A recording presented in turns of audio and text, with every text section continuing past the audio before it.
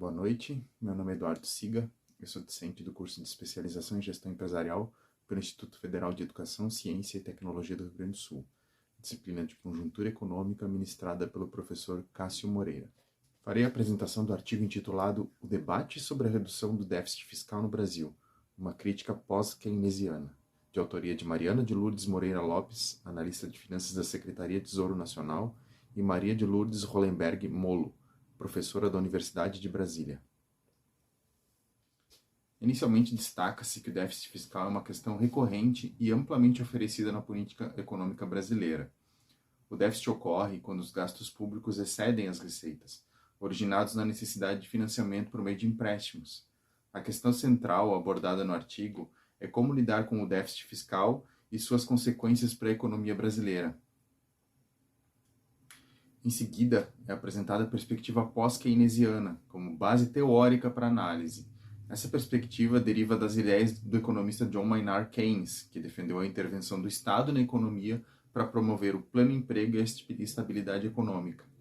Os autores do artigo argumentam que essa abordagem é relevante para compreender o debate sobre o déficit fiscal no Brasil, uma vez que enfatizam a importância do crescimento econômico e da demanda agregada.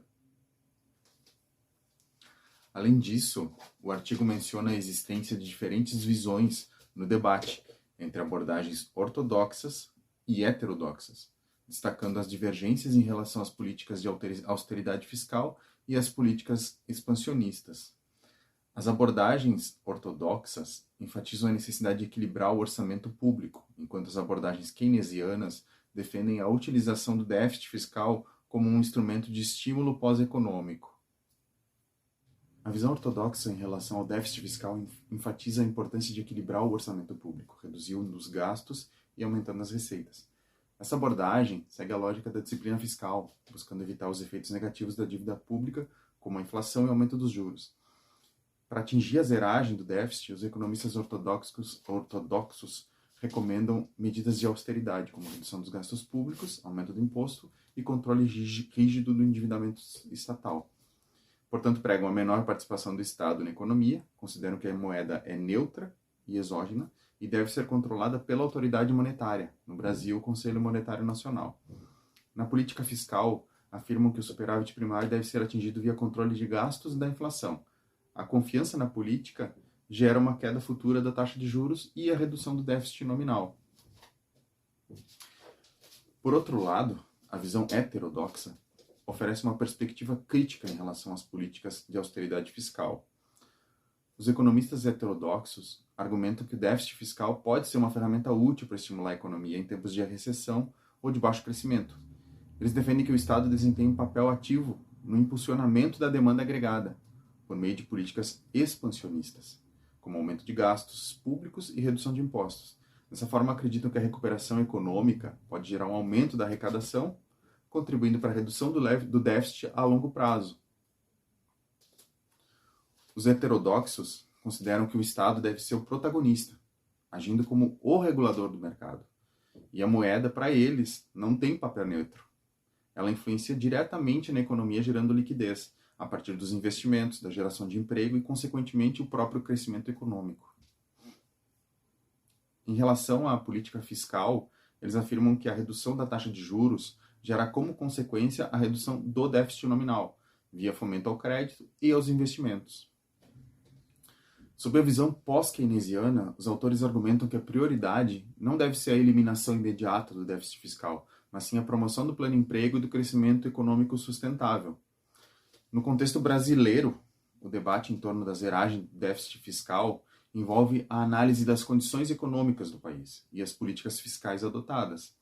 O artigo considera que, no caso brasileiro, as políticas de austeridade fiscal têm sido amplamente defendidas como forma de controlar o déficit.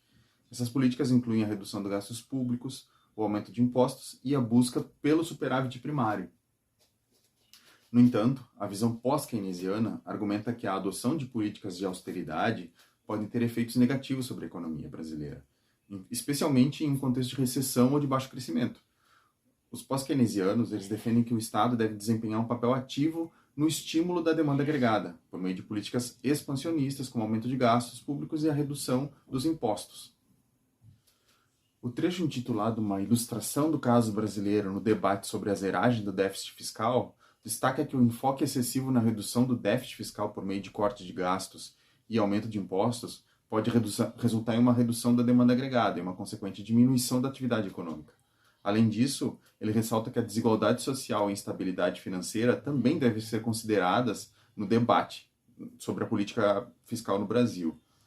A análise ainda indica que, ao adotar uma abordagem pós-keynesiana, é necessário considerar as particularidades da economia brasileira, como a dependência de setores específicos, a necessidade de estímulos ao crescimento econômico e a importância de políticas fiscais progressistas para promover uma distribuição de renda mais equitativa. Analisando cada indicador e a influência desses, temos o seguinte levantamento. O EMBI, Emerging Markets Box Index, é um índice que mede o risco país e é utilizado como um indicador da percepção dos investidores estrangeiros sobre a solvência do país. A análise mostrou que o endividamento público afeta a avaliação externa da economia brasileira, ou seja, a visão do mercado internacional. A taxa Selic, ou Sistema Especial de Liquidação e Custódia, é a taxa de juros básica da economia brasileira. Ela é definida pelo Comitê de Política Monetária, que é o Copom, que é responsável por estabelecer as diretrizes da política monetária no Brasil. O estudo afirma que não é possível comprovar que o superávit afeta negativamente a taxa de juros. Além disso, a própria taxa alta já seria um indicativo de risco. A taxa de juros sofre influência tanto da dívida quanto do EMBI, e ela impacta fortemente no PIB. A dívida DLSP, que é a dívida líquida do setor público, representa o saldo da dívida pública brasileira, descontando os ativos financeiros do governo. Ela indica a sustentabilidade da dívida pública em relação ao crescimento econômico. A própria taxa de juros causa dívida, já que a parte dela é indexada à Selic. O câmbio também, pois afeta a própria moeda. O superávit primário e o MBI também causam a dívida. O resultado nominal é a diferença entre as receitas e as despesas totais do governo. A análise mostra que o aumento do DLSP exige maior esforço fiscal, o que gera a necessidade de um resultado nominal maior para pagar os juros. E o resultado primário seria o resultado nominal, excluídos os gastos com os juros da dívida. Nesse caso, não foi possível fazer análise em relação a essa variável em função das limitações de dados. Tanto o resultado nominal quanto o resultado primário mostram a situação das finanças públicas em relação ao déficit e o seu impacto sobre a dívida. O PIB, Produto Interno Bruto, é a medida do valor total de bens e serviços produzidos em um país, no caso o Brasil. Ele fornece um panorama do desempenho econômico geral do Brasil. A análise mostrou que o resultado primário não impacta na queda da taxa de juros. Em contrapartida, o PIB sofre forte influência da taxa de juros e do gasto público, podendo se tornar um propulsor do crescimento econômico. Concluindo esta análise do artigo, chega-se à conclusão de que há duas visões completamente distintas sobre a redução do déficit fiscal no Brasil. Na perspectiva ortodoxa, se destaca a importância da disciplina fiscal e do equilíbrio orçamentário. Os economistas ortodoxos, eles argumentam que a redução do déficit é fundamental para evitar problemas como a inflação, o aumento de juros e a insustentabilidade da dívida pública. Nessa visão, medidas de austeridade fiscal, como redução de gastos e aumento de impostos, são defendidos como meios de alcançar a zeragem da dívida. Por outro lado, na visão pós-keynesiana, os heterodoxos, é destacada a importância do crescimento econômico e do pleno emprego. Os economistas pós-keynesianos argumentam que o déficit fiscal pode ser uma ferramenta útil para estimular a economia em períodos de recessão ou de baixo crescimento. Eles defendem que o Estado deve desempenhar um papel ativo no impulsionamento da demanda agregada por meio de políticas expansionistas, como o aumento dos gastos públicos e a redução dos próprios impostos. Acredita-se que ao promover o crescimento econômico, o déficit fiscal pode ser reduzido no longo prazo, por meio do aumento da arrecadação. As escolhas entre as perspectivas ortodoxas e heterodoxas dependem da interpretação das condições econômicas e das prioridades políticas e sociais do país. A visão ortodoxa busca a estabilidade fiscal e o controle da dívida, enquanto a visão pós-keynesiana valoriza a promoção do crescimento e do emprego. Obrigado a todos pela atenção.